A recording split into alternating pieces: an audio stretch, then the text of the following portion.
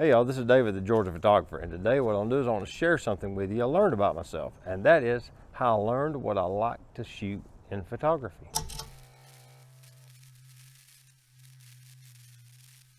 But now, to be fair, I have to go back in time a little bit to lay a little groundwork with this. So grab you some coffee and sit down and let's get started. Get out of this direct sun that creates all these harsh shadows and crap. I'm over here in Scottsboro, Alabama today. I came over here to see my dentist because he's in Scottsboro and I thought I had a bad tooth. Turns out it was just sensitive because of an inflamed gum, which is way better than drills and extractions and all the terribleness that goes with all that other invasive stuff. So he done a little thing to it. Seems to have helped a lot. So we're moving right along with that. Less is better, less is more with the dentist. I like to document the things around me, and that's what it kind of comes down to. I don't really care for street photography all that much, where you're taking pictures of people up close, or like large gatherings, you know, like political events or concerts or stuff like that. I just like to photograph the world around me. Yeah, I tend not to photograph people at large, mainly because there's already a metric ton of people doing that, and it really doesn't bring much to the table for me to do it too. You know, it's just, I would just be one more guy photographing some people on the sidewalk. If you're not really into that, you're not really going to put the effort into it to be good at it. That being said, I will photograph a person on occasion, but it has to be in really interesting light. I just don't want to photograph a person just to try and capture a person. It has to have something interesting happen as well, typically with interesting light. Shot this photo of a couple the other night as I saw how they were lit by the light from their phones, and they were doing something interesting at the same time. So I grabbed a shot or two of them just doing their thing, you know, and that was what kind of made it special. It wasn't that I was doing street photography, it was that the light was interesting and they were doing something interesting on top of that. And that just kind of compounded the interestingness of the light. But what I started to do over the last couple of years though, is that I really zeroed in on what it is I like to photograph. Turns out, I primarily like to photograph two things. Yeah, it seems I like to shoot interesting light and the changes to the world around us.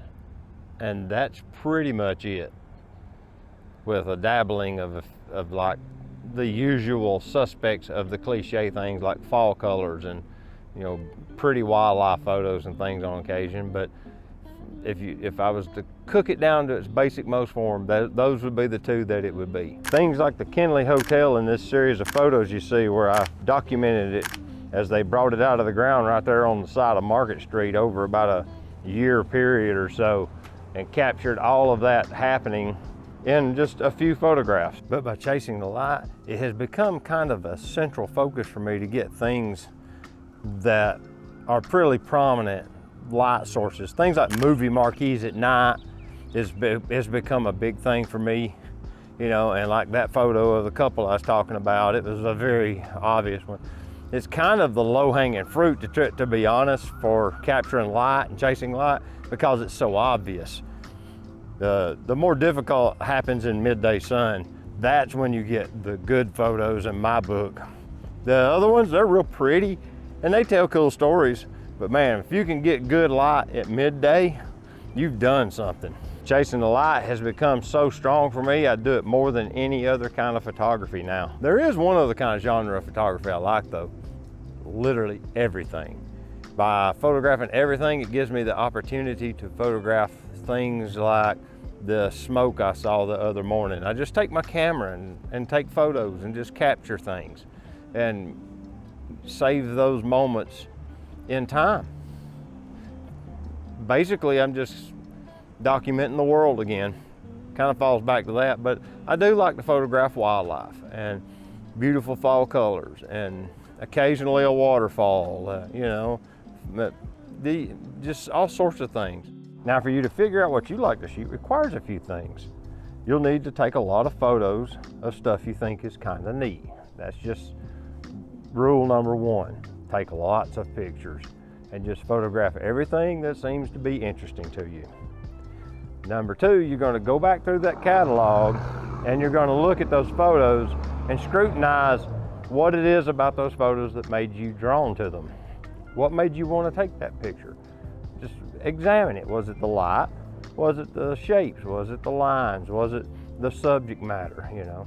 Was it an expression? Could be anything. Now, after at least a year, from what I can tell, you will start to gravitate to one kind of photo over the others. Don't be afraid to really lean into this photography, because that's probably what you're drawn to, and that's probably what you should be shooting. When you're looking at these photos that you really enjoy, you need to take a cold, hard look at what it is about those photos that really made you drawn to them. It's basically what I said a minute ago, but to begin with, you know, you're just kind of sorting it out as was it shapes, was it colors, what was it? Was it just a pretty picture that you liked? But now you're just really drilling down. Is it that you're drawn to a specific amount of light, or what is it? Now, this last one's going to be kind of controversial for a lot of people, and it's going to be that you need to try a lot of different gear. I have learned that if you just stick to what everybody else uses as far as equipment goes, that might not be the right equipment for you. I went to England back in June of this year, and on that trip I literally took one camera body and 2 prime lenses, and that was all. And if I was to really boil it down, I could have probably got away with just the one lens. I shot a 17 millimeter, I was shooting crop sensor, but I shot a 17 millimeter and a 35. That gives you about 28 and 50 fields of view, essentially. And those 2 focal lengths have kind of become my de facto focal lengths that I shoot all of my general photography with. Once you figure out what it is you like to photograph, and you figure out the gear you really like to use, what you ultimately need to do is stick to that, because then it becomes a simple matter to grab your camera, go out and get some really good photos. Instead of languishing over, do I need this lens or that lens? Do I need this zoom lens because I might run into this scene where I could use a zoom lens? Do I need a prime because I need the faster apertures?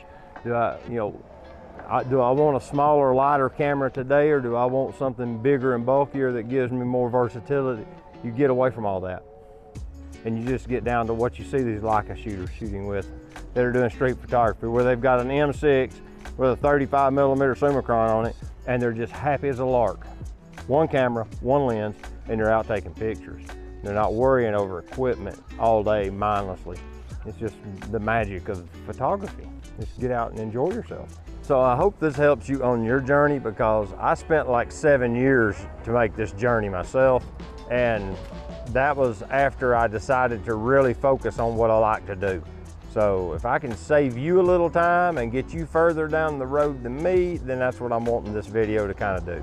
Until next time, this is David, the Georgia photographer, and I'm gonna tell you to get your camera out and go take a picture with it, all right? We'll see you later. Bye-bye.